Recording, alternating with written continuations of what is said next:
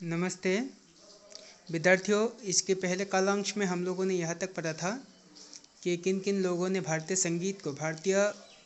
संगीत की धारा को किन किन लोगों ने आगे बढ़ाया। आज की इस कालांश में हम लोग यहाँ से पढ़ेंगे।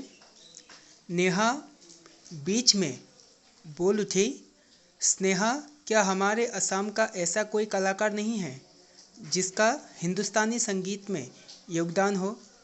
स्नेहा ने उत्तर दिया, हाँ हाँ क्यों नहीं।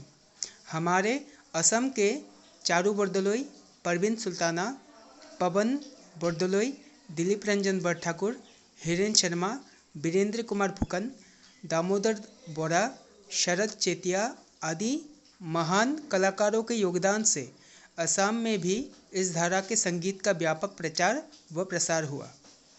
हमारे असम में संगीतज्ञ पंडित विष्णु नारायण भातखंडे के नाम पर कई विद्यालय और महाविद्यालय भी खोले गए हैं, जिनके द्वारा शास्त्रीय संगीत की शिक्षा महाविद्यालय में भी खोले गए हैं, जिनके द्वारा शास्त्रीय संगीत की शिक्षा क्या दिया जाता है। साथ ही पंडित विष्णु दिगंबर पुलस्कर जी के गंधर्व महाविद्यालय मंडल के द्वारा भी ये शिक्षा दी जाती है।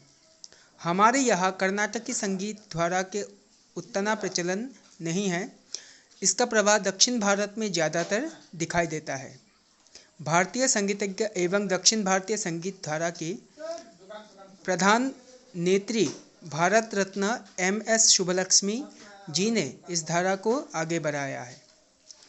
तो किसने भारतीय संगीत की धारा को आगे बढ़ाया है? प्रधान नेत्री भारत रत्न MS शुभलक्ष्मी। नेहा ने फिर से पूछा, स्नेहा क्या तुम शास्त्रीय संगीत के अलावा शास्त्रीय नृत्य के बारे में भी जानती हो?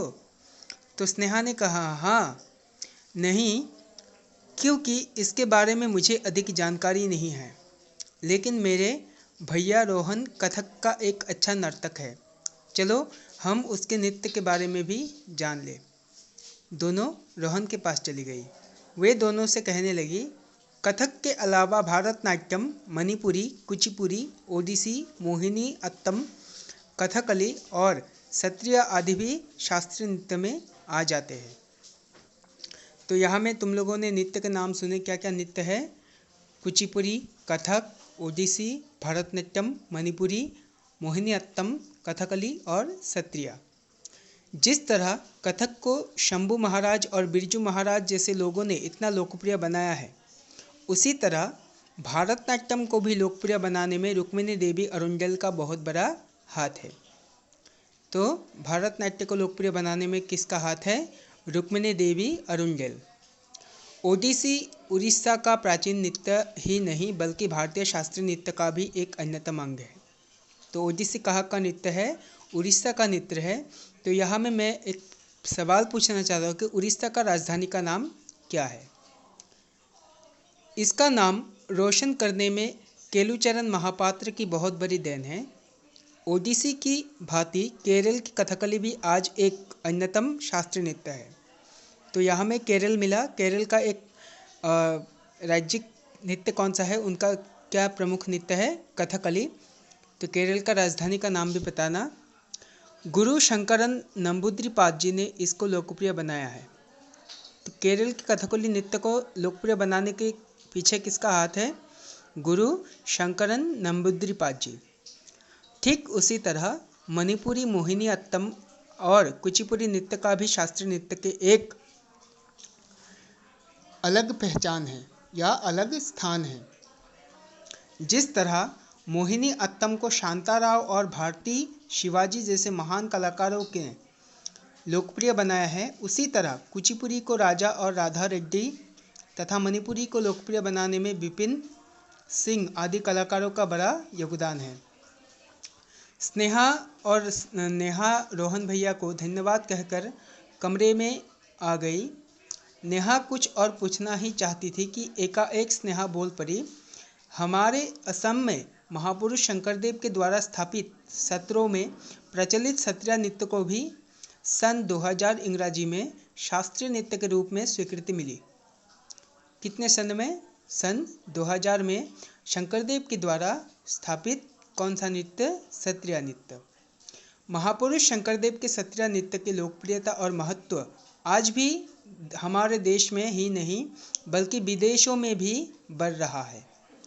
नृत्यकार मनीराम बायन मुख्तियार, रखेश्वर शइकिया बड़बायन और नृत्याचार्य यतीन गोस्वामी आदि महान कलाकारों के कारण ही हमारे सत्रिया नृत्य को आज पूरे विश्व में इतना बड़ा सम्मान मिला है कि उसकी बात को आगे बढ़ाकर नेहा ने फिर उसकी बात को आगे बढ़ाकर पूछा, स्नेहा, हमारे असम में शास्त्रीय नृत्य और शास्त्रीय संगीत के अलावा और क्या क्या नृत्य और गीत प्रचलित है?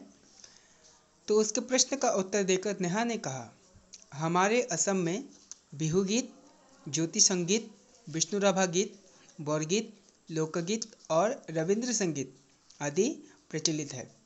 साथ ही बिहू नृत्य, बागरुम्बा और झूमर आदि लोकप्रिय भी लोक नृत्य भी प्रचलित है। तो क्या क्या नृत्य है हमारे असम के? ये सब क्या है? विष्णु राभा गीत, ज्योति संगीत, बरगीत, लोकगीत और रविंद्र संगीत। इतने में स्नेहा की माँ दोनों के लिए चाय लेकर आई। चाय पीते पीते नेहा ने स्नेहा की माँ से कहा, चाची, आज मैं स्नेहा से भारतीय संगीत के बारे में बहुत सी बातें जान गई हूँ।